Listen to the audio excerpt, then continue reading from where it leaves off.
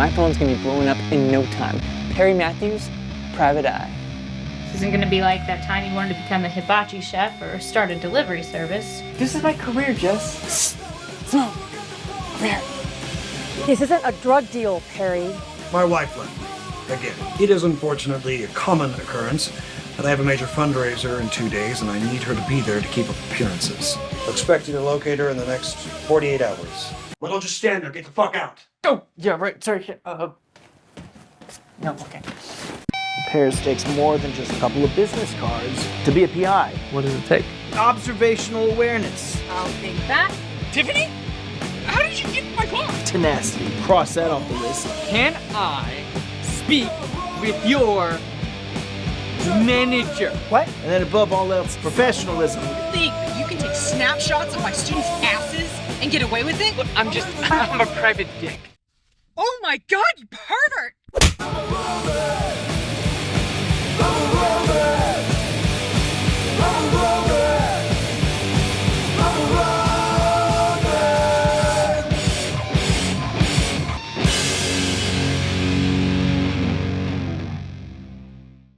So guys, welcome to Being Extra. Today I'm happy to be joined by Ryan Mccurdy, the writer and producer of Pears. How you doing, man?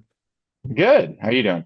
Doing good, man. I'm excited to talk about this project because I just saw it with my co-host Kevin Montgomery, who you also know, and we had a pleasant time watching this. I got to tell you, dude, it was a fun time, and for everybody out there, this is a fun movie. I just got to say, but I want to first, before we get into that, I want to know a little bit about you, man. What's your background in the film industry? Tell us a little bit about that. Okay, so man, where do I start? When I got out of school, I actually worked in news for a little bit. So I was a news photographer. I'd go out with reporters and do news stories.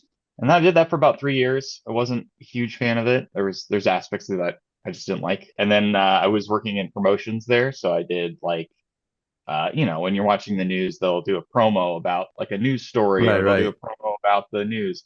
So I did that. And then eventually my job started to change so drastically that my wife and I were like, and this was back in Indiana, by the way. So we were like both at kind of a crossroads, and I wanted to be more into the film industry. And I had previously got to be a PA on a project that they filmed there that was a bigger movie. So then finally I moved to Georgia back in 2018. And around that time, because your show is called Being Extra, I was an extra. I was background for about a year. But I always with the intention that I wanted to be a production assistant. So I kind of just was I'm almost going to work every day just so I can get an in with somebody, And eventually I did. Eventually I was working with a PA who realized that, hey, like, oh, you want to do this. And I had already talked to another PA who kind of said, hey, you got to try doing these things, like to show that, you're serious, like help with the general breakdown at the end of the night for extras breakdown. If you're willing to kind of say you want to do that, you're kind of setting yourself up to be an in. And so I did that. And I had a PA that was like, they had a big day coming up. So they're like, yeah, we'll give you a shot. And so I did really well.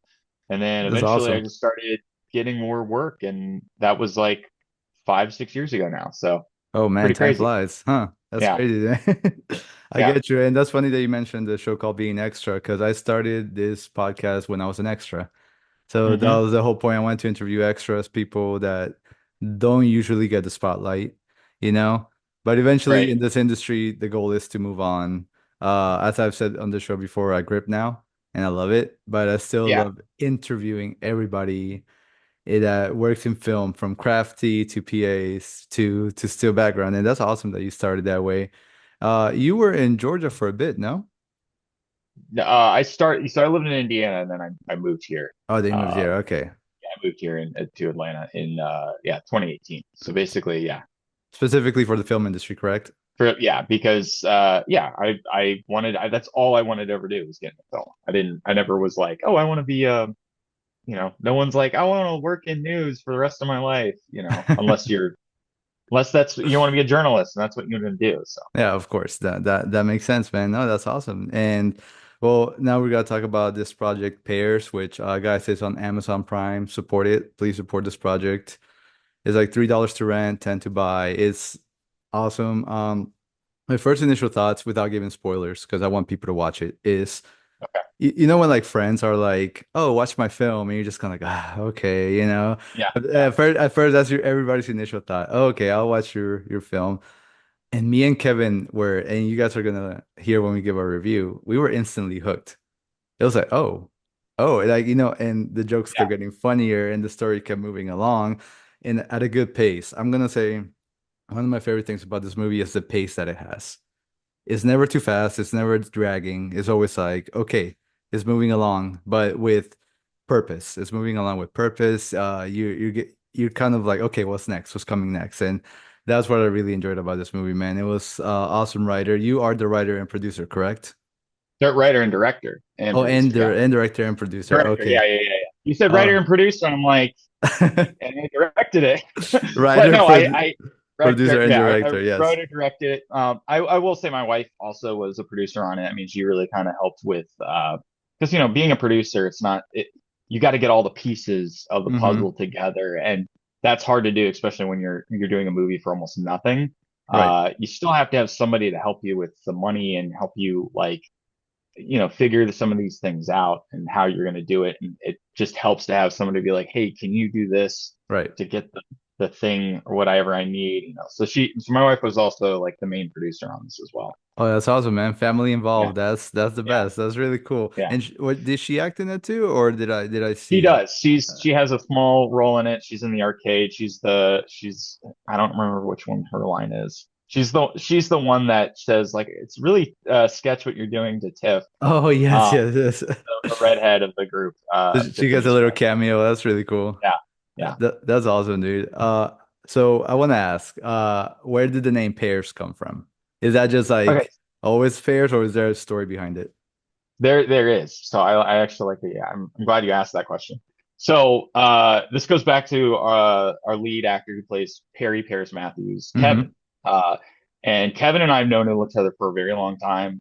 He's done a couple of other short films that I have made. This is being my first feature, but I've done other movies with Kevin prior to this. Right. And Kevin, he's an interesting character.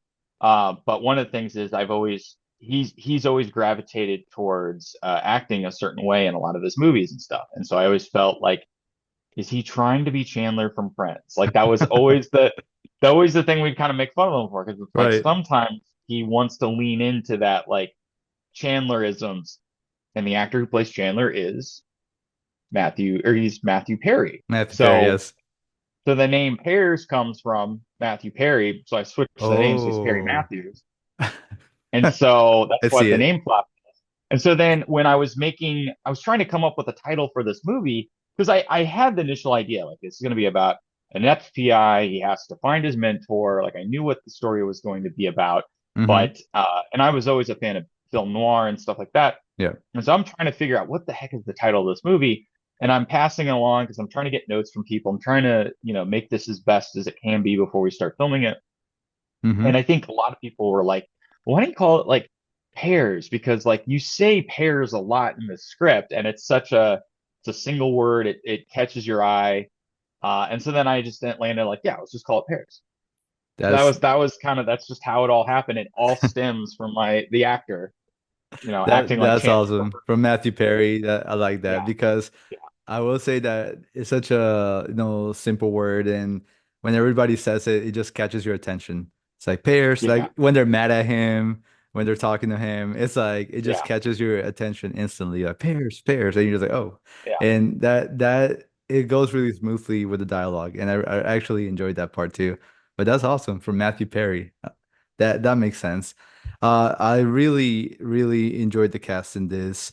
What was the casting process like? As you already told me, you've known your friend for a while, the main character who plays Pears. What about the rest of the cast? Did you already have them in mind, their friends that helped out, or did you go through any casting process at all? It was a bit of both. So besides Kevin, I knew Kevin was going to play Pears. Yeah.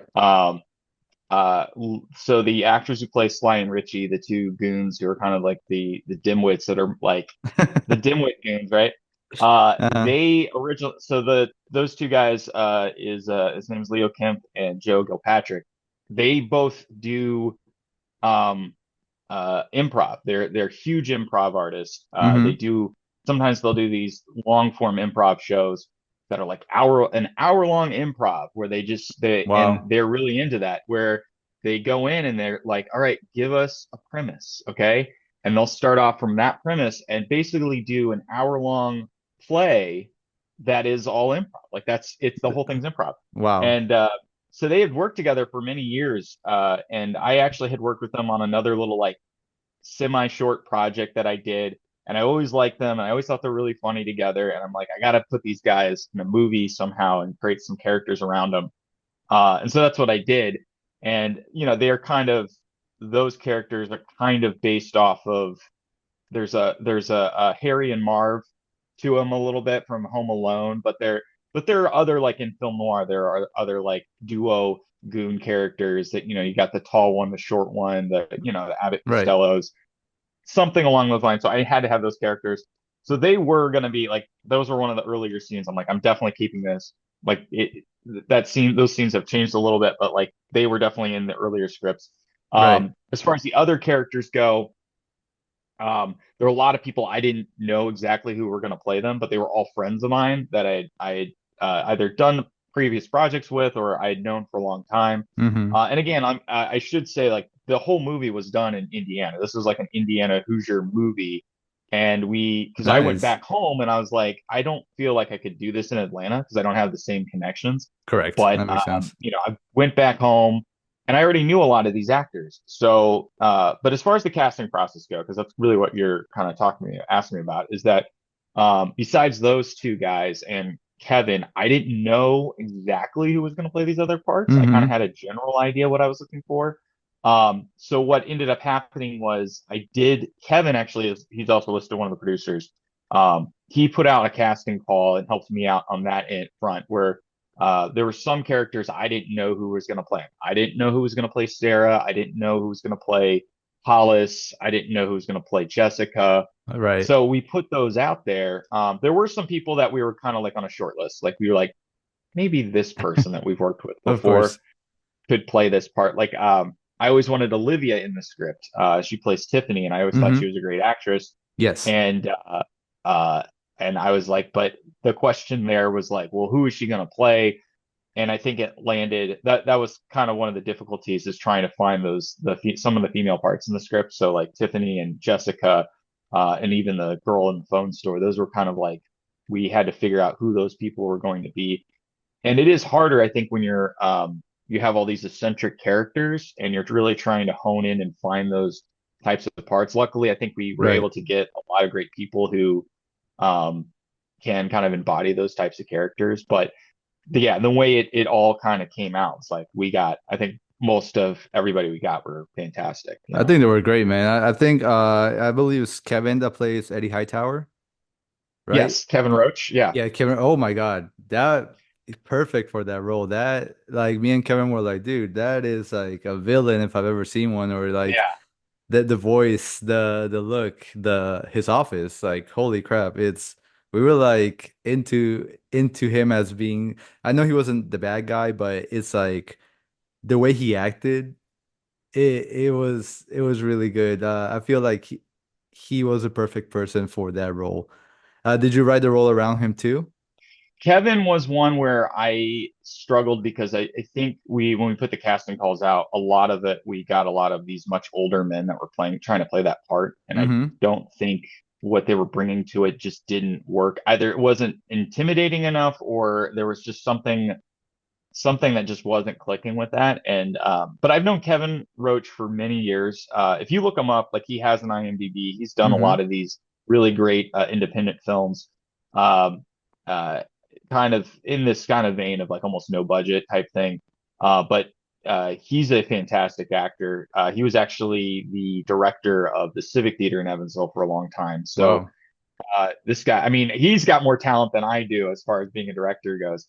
But he was in a what was it? A Freddy Krueger. It was a Nightmare Before Elm Hmm. Street fan film that I think got a lot of traction, and he played Freddy Krueger, but like pre like burned face Freddy Krueger. But I That's think a lot awesome. of people he gets a lot of compliments because I think he's just a fantastic actor. He is a fantastic actor. Like we were like, bravo, man. Bravo. Yeah. That was really good, man. But I feel like the cast worked out perfectly. Loved Tiffany in this. Yeah. She was one of the, I don't want to give spoilers away, but just like she had like good comedic timing, I'm gonna say. Yeah. Yeah. And it was really good. And Kevin Arnold, Perry Pierce Matthews, I really loved them. I got I'm not gonna say vibes, but if I could describe this in any way, to me, from one of my personal favorite shows, Brooklyn Nine-Nine, I got Hmm. a little bit of feeling like that, and that's I guess what I enjoyed it. Like it's a serious story, it moves along, it has this, it has its jokes, it has its things, but it's still like okay, it's something serious going on. Yeah, we have to go through it, and that's what I really enjoyed about it. I wanted to ask you though about you did say it was in the Indiana, correct? Yeah. Was it all in one town?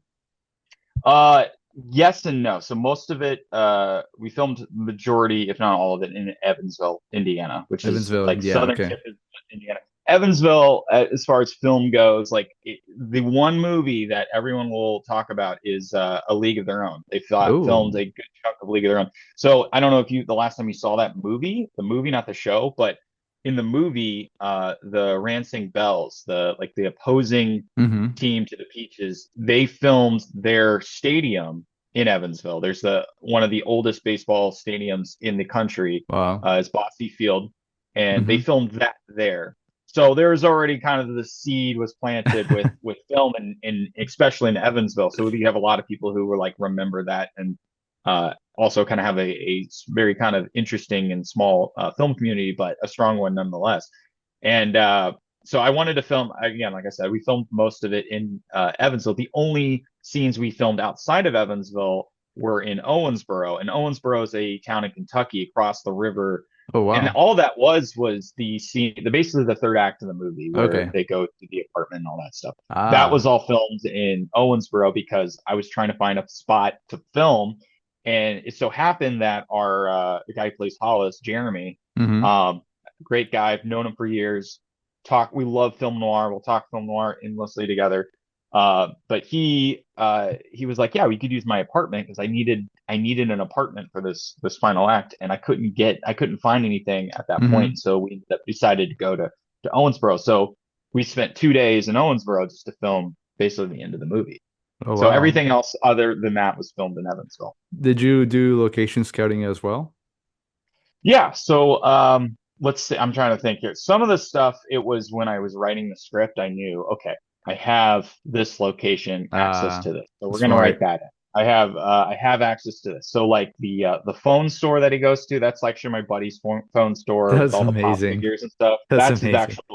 That's his store. I had at least two or three friends who had Mm-hmm. houses, so I knew, hey, we're gonna film the Archer's house is going to be this location, and Wow. the opening of the movie will probably be this person's house. So I knew those. The comic book store I had access to because I knew the owner. I knew the owners to the not super well, but I knew the owners to the arcade bar, which is called High Score Saloon in Evansville. So I knew all those locations. But then there were some locations that I wasn't sure what we were going to shoot. I didn't know we were going to shoot Hightower's house. I didn't know what the motel we were going to shoot at. I didn't know like I said, the apartment. I didn't know where Right. that was going. So what we ended up doing is like there was a couple trips that I had gone to Evansville prior to, and another one that I landed on was a guy who I knew who I had put in one of my shorts at one point. It was actually a short within a feature that somebody else was doing. It was like Mm-hmm. the characters were watching a movie on screen. Okay. So the director handed me the script and it's like, this is the script. This is like the characters are watching this movie. Can you make this as to like a film noir type thing? So there was a guy that I had a weird history where I met him on something else. And then I talked to him again and he was like in the theater community and he was doing like playing he was a musician essentially, and it turned out that he's like, I got a new store. I have this card shop store that he has where sells games and Magic the Gathering, Pokemon, Mm-hmm. stuff like that. And the cool thing was the store was built. It originally was built back in like the 60s as this architecture firm or Oh, like that's a awesome. realty firm or whatever. Right. And it has this weird like mushroom look to it. Like you Mm-hmm. go upstairs and there's windows all Yeah. around, and it's like, how do you not want that location for your movie? It's So I amazing. was like, so I talked to him about it, and he's like, yeah, you can film here. He had some limitations. So he's like, you have to film here. You can only film on Tuesday, and it Oh, has to be wow. this week. So I had to cram in like all these scenes, and we had to shoot. I had to All the schedule scenes in all of that that. location on one day. Everything had to be shot in one day that was at that location. Wow. So we did that. I mean, it wasn't as hard as you might think it was, but we were able to do it.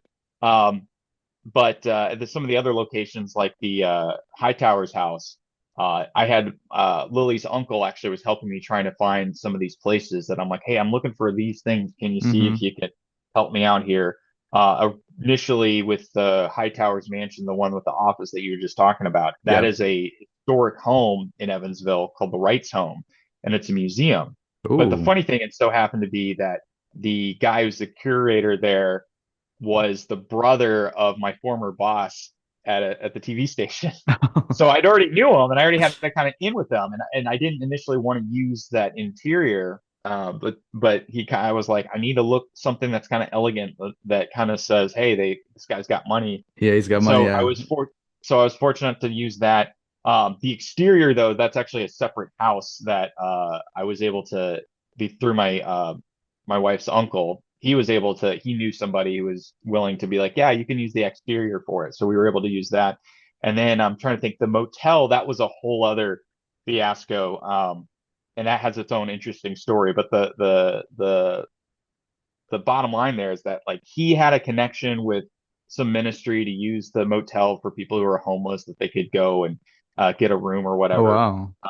And this is historically in Evansville, it like where those motels are at. There's like actually like a road that was basically the old highway road that people would come in, Mm-hmm. and those were all the hotels back then. Like we didn't have like the Holiday Inns and all that stuff. Right. That's So all there was. all of these 60s looking motels, but unfortunately over time they've kind of run out of favor and they have a different stigmatism to them. Mm-hmm. So there's this I mean, let's just say ladies of the night, if you catch my drift, that's kind of Mm-hmm. what a lot of stigmatism in Evansville is like. That's where that happens, is that Gotcha. street. So but I wanted that classic like LA motel psycho look to him going to motel, because I didn't want him to go into like a Holiday Inn or something like Right, that, because right. that would just be like, and also you'd have to deal with corporate and all this stuff. But yeah, I was fortunate but that day what we did was like the day of filming, I went with Lily's uncle and we went and talked to the owners, and they were like, you're not doing anything illegal, right? I'm like, no, we're not doing anything illegal. This is like, there's no hanky panky, there's nothing Right, sus right. going on here, like it's just a movie. Just And they were just like, okay, cool. And I think that was the only location I actually had to pay for, because I did like put a deposit and like, hey, right. we just want to rent the room for the day Of to film course. a movie, but not not for Not that anything type of else. movie. Yeah, Yeah, yeah. exactly. And they were like, oh, are you sure? And like, yeah. And we filmed, of course, we told them like, yeah, we're gonna film in the room, but then there's some scenes that take place outside. Mm-hmm. And it was kind of a fun day, because like you had all these people that would, towards the end of the night, were just, I guess they lived there kind of, and they were all hanging out, and we had like food, because I would make sure we'd have food all the time. And they were just hanging out with us, and we'd be like, oh, do you want some food or whatever? We have some pot roast if you want some. And some people did, some people didn't, but they were like just hanging out and asking us questions about the movie. But like, and at one point, when we're filming this monologue at that location, um, which I don't know if you catch, but that's like Kevin has to act that whole thing out without Yeah. breaking, right? Mm-hmm. Well, we're filming that. It's getting dark, and it's summer. There's these birds that are right like off camera, and they are chirping so loud. Oh, God. And eventually I run over there and I'm like clapping as hard as I can to get these birds to To fly scare away. him, yeah. And I think at one point I thought, oh, that'd be a great shot if we got that. But we didn't. Unfortunately, we didn't get that in the movie. But I go back to filming Kevin so he can focus and get the scene done. And in the middle of the scene, one of the people from the motel comes out, and he's trying to help us out, and he's watching us doing what we're doing. He's like clapping, and my wife's like, and I'm just kind of annoyed because I'm like, it's ruining the sound. But then my wife's like, he's trying to help. I'm like, I know he's trying to help, but it's ruining the scene. But they were really great. The people at Esquire Inn were fantastic. Oh my goodness, that's awesome. It sounds like you had some battles to get some locations, but it all worked out at the end. Yeah. So I can't believe you did his office slash apartment in one day. That was Kevin and I's favorite location. We made a note about that. We're like, that Oh, cool. looks very 70s, very like was it shag carpet on the roof? On the 'Cause roof? Oh no, that was just like a popcorn ceiling. I think it was just oh, like this, okay. like We were popcorny. wondering, yeah. Yeah. No, not sag carpet, but yeah, it's like a popcorn ceiling in that location. Oh man, yeah, and that's great because in the film community, especially when we make films with micro budgets, Hmm. it's so great to get help from people you know, or like you said, you wrote the script around places you already knew that you had access to, like the store with the Funko Pops, the comic book store, all those places. And in the arcade bar place, Hmm. did you do a casting call for extras? You just filled So up the place. that was the most so that actually that scene's broken into 2 days sort of. Yeah, Or that sequence, I should say that sequence is broken up to 2 days. right. But yes, there was like basically what had happened was we had all these little roles that we had to Mm-hmm. cast. We had to cast Derek's grandpa. We had to cast the Karen outside of the comic book store. We had to Right. cast the yoga mom. Well, actually, she started off as a mom, and then we changed her to a yoga instructor.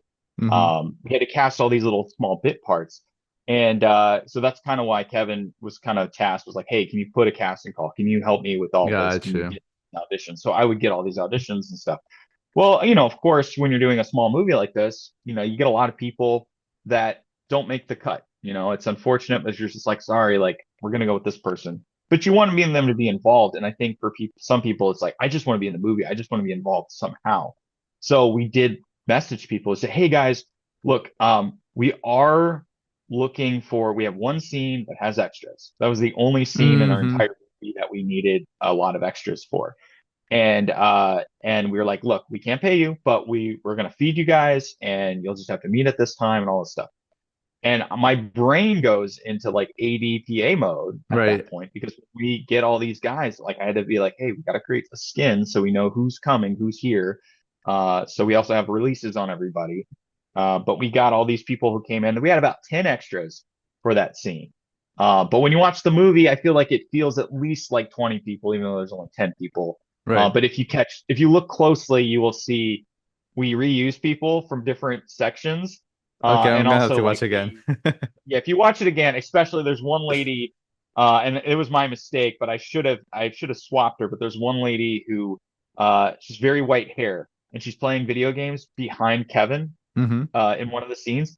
When you go to the bar, she's also at the bar. She's just wearing a different outfit. Ah, So we that's told all smart the though. extra, Yeah. but we told all the extras like, hey, bring an extra pair of clothes, just something like a jacket, a coat, a different hat, something different so you don't stick out. And so that's kind of what we did. I shot kind of a wide. We never used the wide, but we did shoot from one direction and we shot from the other direction. And then as we were shooting those directions, I kind of placed everybody in kind of what you would do on set. Be like, Mm-hmm. okay, you're going to go here. After a few beats, you're going to walk this way, all that stuff. Did the same on the other side, just mixed everybody around. And then, of course, I was like, all right, guys, after we shot the scene, we're like, okay, go pick an arcade, go play some video games. We're just going to Right. shoot some B-roll of you guys playing video games and make it look like, so when we walk in, we feel like, oh, we were in an arcade.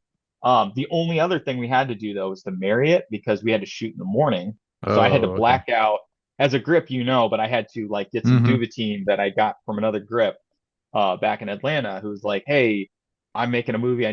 I would love to get some Duvatine, which is actually what I've got back here. And uh, we blacked out the windows with like gaff tape, and so that the light wouldn't come in when we were shooting the scene. But then the first day we got there back in Indiana when we were shooting, I had to get a shot of Kevin walking in, so we saw that it was nighttime outside. Right. So I did go in there during when they were open. I was like, hey, can I just get a shot of him walking in?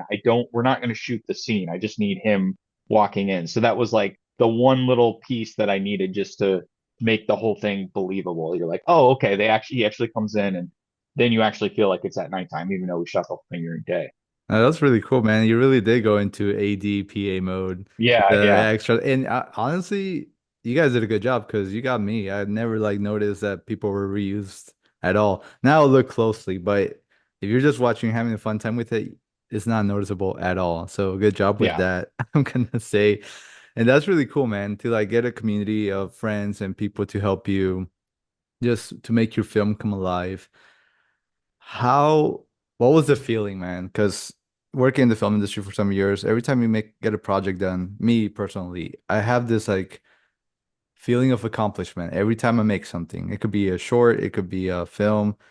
What was that feeling when you finish editing it, put it out in film festivals? Which congratulations, you won a couple of awards at a couple of film festivals. Is that Yeah, correct? yeah, actually like we didn't go. I already knew my end goal for this movie was to just get it on Amazon or Tubi. And I Right. know some people would be like, "Why did you want to do that? Why wouldn't you go to the film circuit?" And I'm like, Mm-hmm. well, my thinking is that I've done so many short films that I've done and put in festivals. And there's a lot of money that's involved in doing that, especially if you're on a low end, low budget, no budget type movie and you're putting all your movies. It's like, I got to put it in this festival, this festival, this festival.